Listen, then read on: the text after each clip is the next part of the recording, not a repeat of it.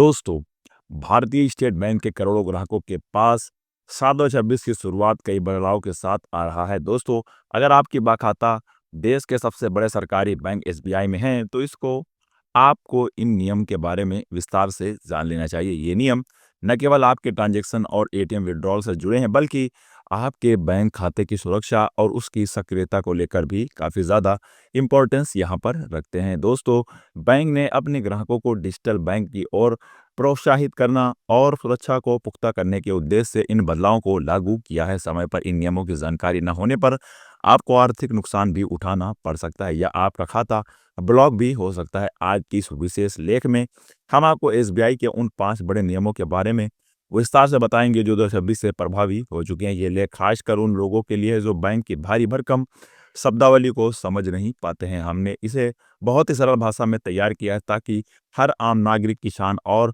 नौकरी पेशा व्यक्ति इसे आसानी से समझ सके। आइए जानते हैं एसबीआई के इन नए अपडेट्स के बारे में पूरी डिटेल के साथ। दोस्तों, भारतीय स्टेट बैंक ने अपनी सर्विस को बेहतर बनाने के लिए समय समय पर नियम बदले हैं। साल 2026 में लागू हुए इन नियमों में डिजिटल ट्रांजेक्शन, केवाईसी, कंपाइलेशन और इनएक्टिव अकाउंट पर विशेष ध्यान दिया गया है। दोस्तों, बैंक का कहना है कि बढ़ते ऑनलाइन फ्रॉड को रोकने के लिए कुछ बड़े कदम उठाना ज़रूरी था। दोस्तों, अगर उन कदमों की अगर हम बात करें तो वीडियो में आगे बढ़ेंगे उससे पहले आपसे रिक्वेस्ट एक ही है कि आप लोग हमारे चैनल को सब्सक्राइब करें। साथ ही आप लोग कमेंट में बताइए अगर आपको कोई भी समस्या आपके अकाउंट से रिलेटेड आ रही है। दोस्तों, जो सबसे पहला बदलाव हुआ है वो हुआ आईएमपीएस ट्रांजैक्शन शुल्क में यहाँ पर बड़ा बदलाव हुआ है। दोस्तों, एसबीआई ने 2026 की शुरुआत से आईएमपीएस यानी इमीडिएट पेमेंट सर्विस के जरिए पैसे भेजने के नियमों में बदलाव किया है। अब ग्राहकों को 25,000 तक का फंड ट्रांसफर डिजिटल माध्यम जैसे यूनो ऐप, इंटरनेट बैंकिंग से करने पर कोई शुल्क नहीं देना होगा। ये छोटे लेन देन करने वालों के लिए राहत की खबर है। दोस्तों, हालांकि अगर आप 25,000 से अधिक की राशि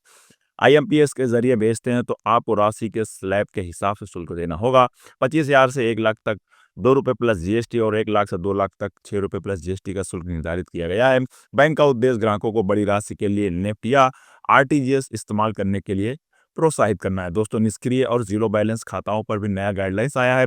आरबीआई के नए निर्देश के तहत एसबीआई अब उन खाताओं पर बड़ी नजर रख रहा है जिनमें लंबे समय से कोई हलचल नहीं हुई है। अगर आपका खाता डोरमेंट अकाउंट की श्रेणी में आता है यानी पिछले 2 साल से कोई लेन देन नहीं हुआ है तो उसे बैंक द्वारा बंद या फिर फ्रीज किया जाता सकता है। इसके अलावा जीरो बैलेंस अकाउंट जो लंबे समय तक बिना किसी बैलेंस के पड़े रहते हैं उन्हें भी सुरक्षा कारणों से समीक्षा के दायरे में रखा गया है। बैंक का मानना है कि ऐसे खाता धारकों का इस्तेमाल फ्रॉड या फिर अवैध गतिविधियों के लिए होने की संभावना बनी रहती है। अपने खाते को चालू रखने के लिए कम से कम एक छोटा लेन देन जरूर करें। दोस्तों, तीसरा जो नियम आया वो केवाईसी अपडेट न करने पर अब लग सकता है ताला। 2026 में केवाईसी को लेकर बैंक बहुत सख्त हो गया है। बैंक ने स्पष्ट किया है कि जिन ग्राहकों ने तय सीमा के भीतर अपने दस्तावेज जैसे आधार कार्ड और पैन कार्ड अपडेट नहीं किए हैं उनके खाते में होने वाले लेन देन को रोका जा सकता है। अगर ग्राहक घर बैठे योनो एसबीआई या फिर नेट बैंकिंग के जरिए अपना केवाईसी अपडेट कर सकते हैं। अगर आपकी फोटो या पते में बदलाव हुआ है तो बैंक जाना अनिवार्य हो सकता है। ये कदम फर्जी खातों और मनी लॉन्ड्रिंग जैसी समस्याओं को रोकने के लिए उठाया गया है। दोस्तों, एटीएम से पैसे निकालने के नियम और चार्जेस। दोस्तों, एसबीआई ने अपने और दूसरे बैंकों के एटीएम ट्रांजैक्शन चार्जेस में भी संशोधन किया है। अब मेट्रो शहरों और ग्रामीण इलाकों के लिए मुफ्त ट्रांजेक्शन की सीमा अलग तय की गई है। एक निश्चित सीमा आमतौर पर 5 बार के बाद पैसे निकालने पर आपको अतिरिक्त शुल्क देना होगा।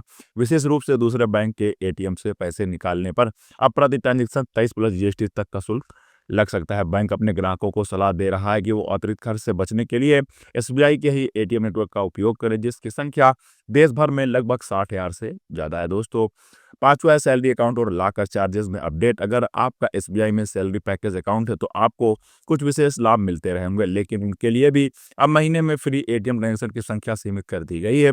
कुछ विशेष कैटेगरी के खातों को छोड़कर दोस्तों अनलिमिटेड फ्री ट्रांजेक्शन की सुविधा अब कम की जा रही है। इसके साथ ही बैंक ने सेफ डिपॉजिट लॉकर के सालाना किराए में भी मामूली बढ़ोतरी की है। शहरी और मेट्रो इलाकों में लाकर का किराया अब ग्रामीण इलाकों की तुलना में अधिक होगा।